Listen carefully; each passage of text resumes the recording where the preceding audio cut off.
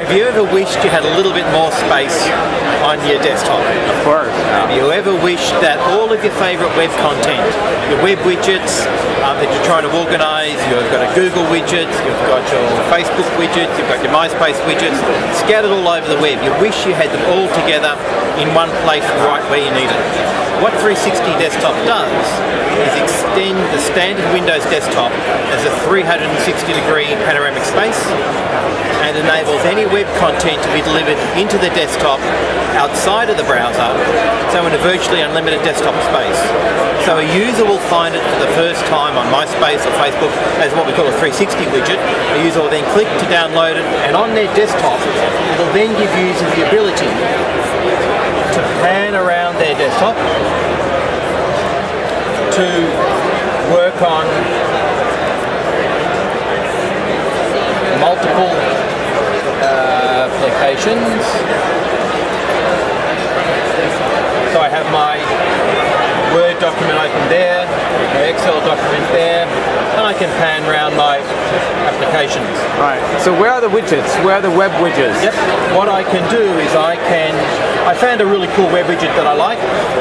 I decide that I want to have that available all the time. I grab my embed code of that web widget, and normally that can only be posted onto a website or on a MySpace page. What we now can do is by clicking that simply, we can take that and deliver that as a desktop widget, or what we call a web sticker, anywhere into the desktop. So now any of my favourite web content can be delivered into the desktop. And in the same way, I can take any part of any web page and put it into the desktop. We are widget agnostic. So we're almost like a universal widget platform. So that it works with any widgets? Works with any web widgets.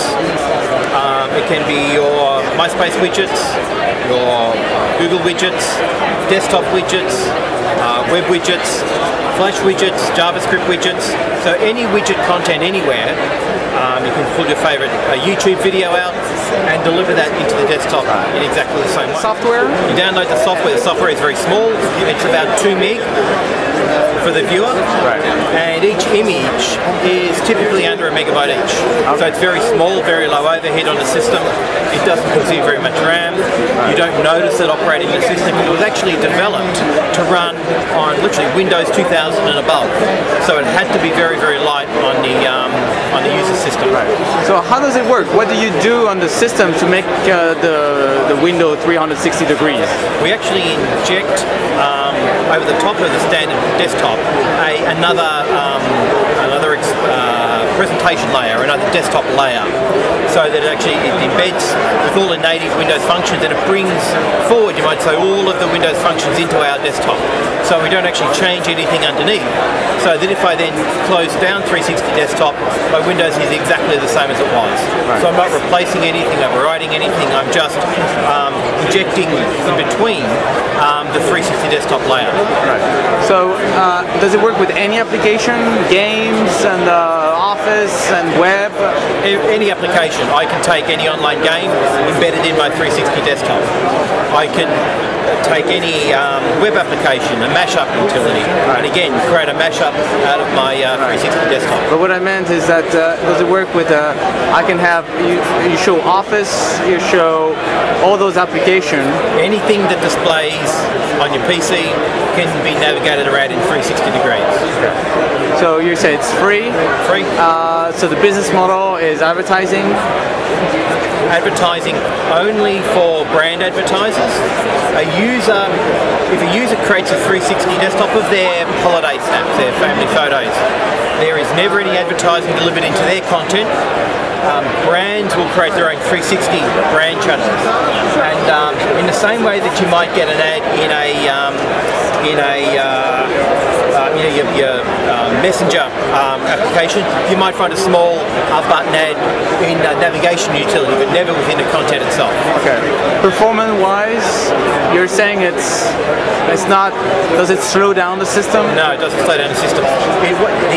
There is a RAM effect because you've got say a 1000 pixel by a 4000 pixel image, which is opening up.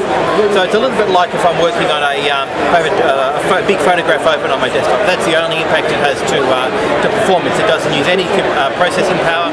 It's only a little bit of RAM.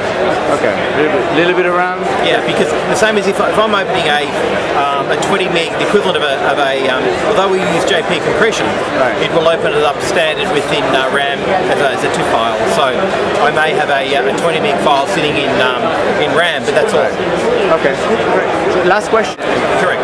Users also create their own content. A user can take all of their photos from their Flickr album and automatically create a 360 online. So that from the time that I'm interested in creating my own content, I'm going to have my children jumping up and down on my screen within a couple of minutes. Okay. Any competitors so far? No, there are competitors there are organisations who try and give you a new desktop, a completely new desktop interface. Something like BumpShot, which is like a 3D effect on your desktop. But what 360 Desktop does is work with everybody, work with widgets to bring all of the widgets together.